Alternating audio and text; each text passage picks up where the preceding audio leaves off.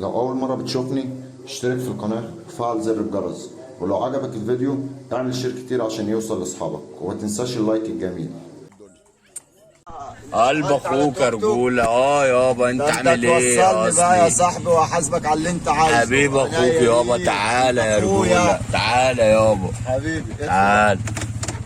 ما فينا اخوك اخويا اخويا انت بتضرب ليه؟ انت فاكر انك معايا عربيه؟ كنت جنبك انت اخويا انت اخويا اخويا حبيبي.